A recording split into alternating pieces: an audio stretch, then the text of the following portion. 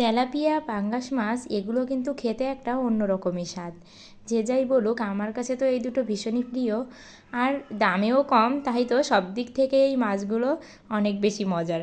নমস্কার বন্ধুরা, জয়ের রান্নাঘরে সবাইকে স্বাগতম জানিয়ে আজ নিয়ে চলে এসেছি তেলাপিয়া মাছের বড় বড় মাথা বোনা, আর সাথে আছে শাক দিয়ে, দেশি কই মাছ আর টাকি মাছ দিয়ে, বড়ি দিয়ে। আর আপনারা তো তেলাপিয়া মাছ ভুনা এমনিতেই খেয়ে থাকেন, তবে বলবো এই যে শাক দিয়ে বড়ি, এই রেসিপিটা খেয়ে দেখবেন। বড়ি আপনারা যেভাবেই খান না কেন, শাকের ভিতর দিয়ে একদিন হলেও এই দেশি দেশি মাছ দিয়ে খেয়ে দেখবেন। ভালো না লাগলে অবশ্যই কমেন্ট করে বলবেন। শুরুতে আমি তেলাপিয়া মাছের মাথাগুলো ভেজে নিয়েছি, আর একটা ছোট্ট গোটা মাছ আছে, সেটা হচ্ছে আমার ছেলের জন্য, কারণ ও তো আর এত মাছ মাথা খেতে পারে না, ওর জন্য একটু মাছ দিলেই বেশি ভালো হয়।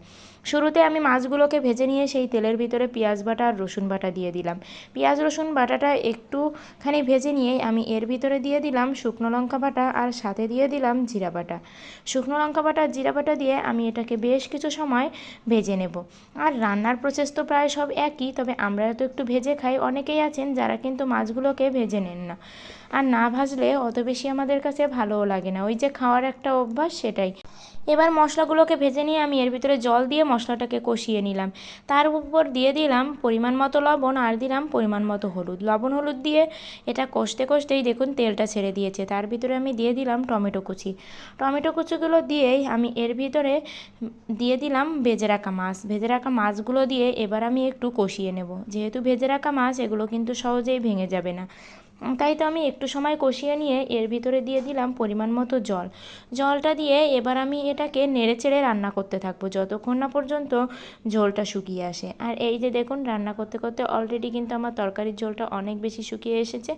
আর যে যাই বলুন, ভোনাতে না একটু মাখা মাখা ভোনা হলে সেটাই বেশি মজা লাগে। ঝোলের ভোনা খেতে কিন্তু একদমই ভালো লাগে না, সেটা হয় পেঁয়াজ রসুন গোলা তরকারি, কিন্তু ভোনা রান্না করলে সবসময় এরকম একটু গ্রেভি গ্রেভি টাইপের এবং কম ঝোলে রান্না করলেই বেশি মজার লাগে। এই যে আমার রেসিপিটা কমপ্লিট। অবশ্যই কিন্তু আপনারা বাড়িতে একবার হলেও এভাবে রান্না করে খাবেন, খেয়ে আমাকে কমেন্ট করে বলবেন কেমন হয়েছে। দ্বিতীয় রেসিপির জন্য আমি এখানে শুরুতে শাকগুলোকে কড়াইয়ের ভিতরে দিয়ে লবণ হলুদ দিয়ে দিয়েছি, দিয়ে একটু ঢাকনা দিয়ে ঢেকে, যেই না এটা দিয়ে একটু জল ছেড়ে দিয়েছে, আমি এর ভিতরে দিয়ে দিয়েছি কাঁচা লঙ্কা। আর জল ছেড়ে দিয়েছে কারণও হচ্ছে, কারণ আমি এর ভিতরে অল্প পরিমাণে জল দিয়েছিলাম, সেই জল আর শাকের জল একসাথে মিশে গিয়েছে। আর এবার এই যে শাকটা কিন্তু অনেকটা বেশি সেদ্ধ হয়ে গেছে, এবার আমি নামিয়ে নিয়ে কড়াইটাকে ধুয়ে নিয়ে তার ভিতরে আমি এখানে বড়িগুলোকে তেলের ভিতর দিয়ে ভেজে নিচ্ছি।